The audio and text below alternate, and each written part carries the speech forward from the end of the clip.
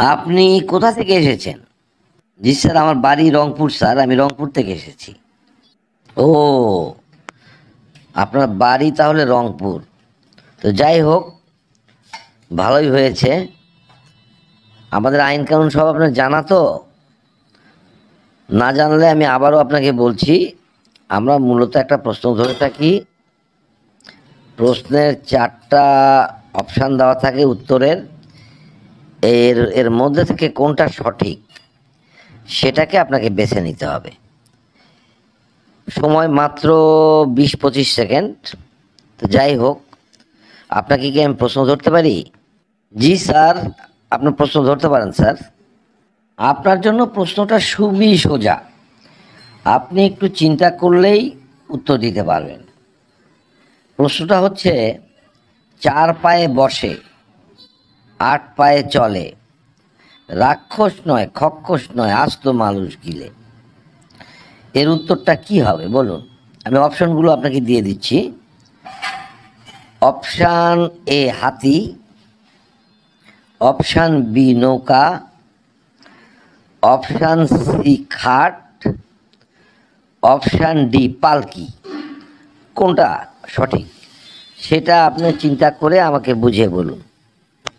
প্রশ্নটা খুব চেনা চেনা লাগছে, মনে হচ্ছে কোনো বইতে পড়েছি।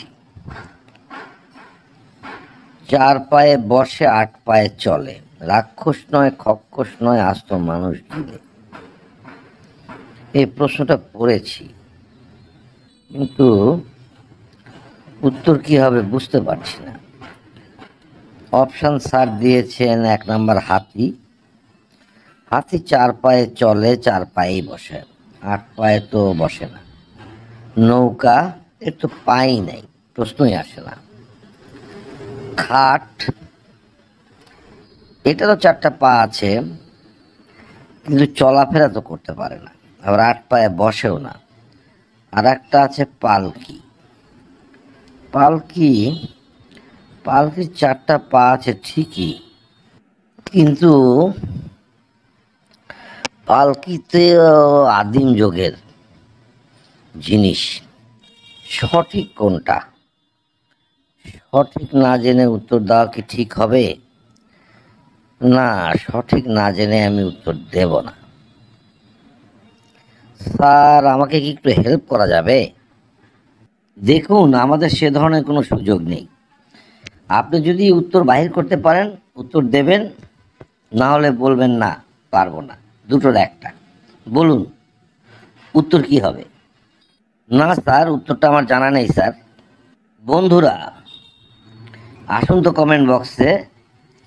প্রশ্নটা তো আপনারা শুনলেনই, যারা যারা পারবেন উত্তরখানা দিয়ে দিন। 4টা অপশন দেওয়া আছে, যেটা সঠিক সেটা বাইর করে কমেন্ট বক্সে লিখে দিন। তাহলে আজকের মনে এখানে ইতি। ধন্যবাদ। সবাই ভালো থাকুন, সুস্থ থাকুন।